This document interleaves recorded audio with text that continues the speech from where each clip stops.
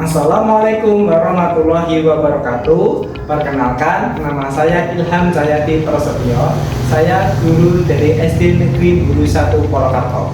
Di sini saya akan menyampaikan materi sebagai berikut ini. Hai, hari ini kita akan eksperimen bumi kita ya. Eksperimen itu apa? Eksperimen adalah percobaan yang bersistem untuk membuktikan kebenaran bahwa bumi kita sudah hancur. Berarti kita buat penelitian dong.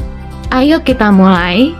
Setiap hari, kita akan mengalami perubahan. Tinggi yang bertambah, umur yang semakin dewasa. Ternyata, perubahan tidak hanya dialami oleh manusia loh. Bumi tempat kita tinggal juga mengalami perubahan. Bumi selalu mengalami perubahan. Seperti apa perubahan itu? Hahaha, kalian penasaran ya? Mari kita teliti perubahan itu. Coba lihat ini. Ini gambar tsunami. Ini gempa bumi. Ini angin puting beliung. Ini gunung meletus dan badai. Oh, saya sudah paham. Kejadian-kejadian tersebut pasti termasuk perubahan alam. Coba kamu jelaskan, anak. Hahaha. Baiklah. Peristiwa alam terjadi bukan saja karena pengaruh kegiatan manusia sehingga kita tidak mampu mencegah terjadinya peristiwa tersebut. Banyak sekali contoh peristiwa alam. Beberapa peristiwa alam yang paling sering terjadi dan berbahaya adalah gempa bumi, gunung meletus, dan gelombang tsunami. Bentuk peristiwa alam bisa bermacam-macam. Peristiwa alam dapat terjadi di darat, laut, maupun udara. Sebenarnya penyebabnya apa, Rian? Ayo, siapa yang bisa jawab? Aku jawab. Bentuk peristiwa alam bisa bermacam-macam. Peristiwa alam dapat terjadi di darat, laut, maupun udara. Penyebabnya pun bisa berbeda-beda. Peristiwa alam bisa menjadi suatu bencana jika membawa kerugian bagi manusia. Bencana adalah sesuatu yang dapat mengancam dan mengganggu kehidupan manusia. Dengan demikian, bencana yang terjadi karena adanya peristiwa alam disebut bencana alam, bukan? Iya, contoh diantaranya gempa bumi, tsunami, gunung meletus, banjir, kekeringan, angin topan, dan tanah longsor ya. Indonesia merupakan negara yang rawan bencana terutama gempa bumi. Hal ini disebabkan oleh letak Indonesia yang dilalui oleh jalur pertemuan tiga lempeng tektonik. Gempa bumi terjadi karena adanya tumbukan antar lempeng bumi, patahan aktif, aktivitas gunung Merapi, atau runtuhan batuan. Aktivitas ini menimbulkan getaran di permukaan bumi. Indonesia dilalui tiga lempeng tektonik, yaitu lempeng Indo-Australia, lempeng Eurasia, dan lempeng Pasifik. Jika dua lempeng bertemu di suatu sesar, keduanya bisa bergerak saling menjauhi, saling mendekati, atau saling bergeser. Biasanya, gerakan ini tidak dapat dirasakan manusia.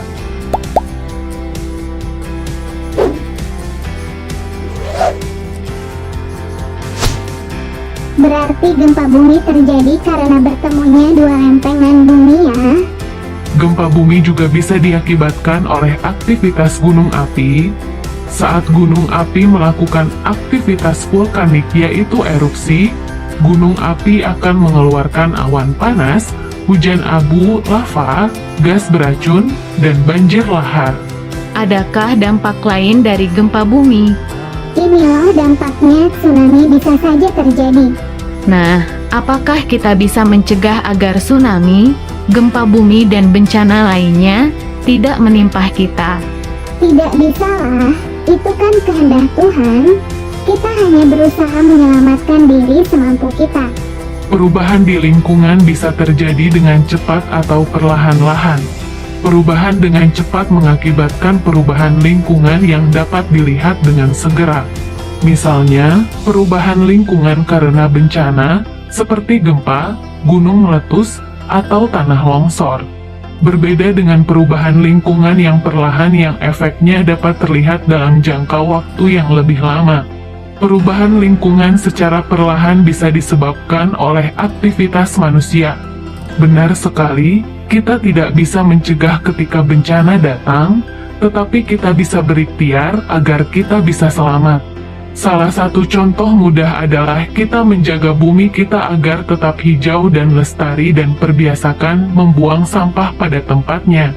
Berbagai kegiatan manusia dapat menyebabkan perubahan lingkungan tanpa kita sadari.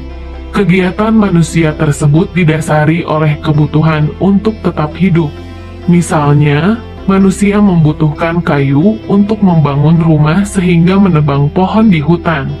Jika tidak ada penanaman kembali, lama-kelamaan hutan akan gundul. Apakah di lingkungan sekitar kalian terjadi perubahan? Perubahan apa saja yang terjadi? Nah, kita telah identifikasi bencana alam dan penyebabnya.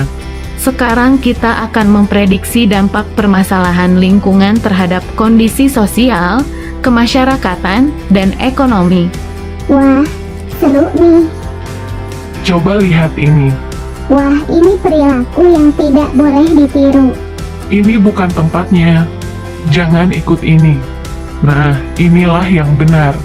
Berbagai kegiatan manusia dapat menyebabkan perubahan lingkungan tanpa kita sadari. Kegiatan manusia tersebut didasari oleh kebutuhan untuk tetap hidup. Misalnya, manusia membutuhkan kayu untuk membangun rumah sehingga menebang pohon di hutan. Jika tidak ada penanaman kembali, lama-kelamaan hutan akan gundul. Hampir semua aktivitas manusia akan menghasilkan sampah. Jumlah manusia yang bertambah juga menyebabkan semakin bertambahnya sampah yang dihasilkan. Beberapa sampah mengandung bahan yang membutuhkan waktu lama untuk terurai, contohnya plastik. Plastik akan tetap menjadi sampah untuk waktu yang lama. Sampah plastik yang tidak dikelola dengan baik, misalnya dibuang ke sungai, akan mencemari lingkungan. Air sungai tidak bisa dimanfaatkan karena mengandung mikroplastik. Sampah dari sungai akan mengalir ke laut. Laut pun akan tercemar oleh sampah plastik. Biota laut, seperti plankton secara tidak sengaja dapat memakan mikroplastik.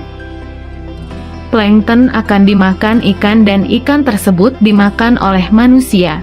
Dengan demikian, mikroplastik berpindah dari plankton ke makhluk lain termasuk manusia. Mikroplastik yang masuk ke tubuh dalam jumlah besar dapat membahayakan kesehatan loh. Plastik yang tidak bisa keluar dari usus akan mengendap di dalam tubuh. Lama-kelamaan dapat mengganggu sistem pencernaan. Nah, bahaya juga buat kesehatan kita. Nah, demikian cerita dari kami. Mari kita jaga bumi kita agar tetap hijau dan segar. Sekian materi yang bisa saya sampaikan. Ada kurang lebihnya saya mohon maaf yang sebesar-besarnya. Dari saya, terima kasih. Wassalamualaikum warahmatullahi wabarakatuh.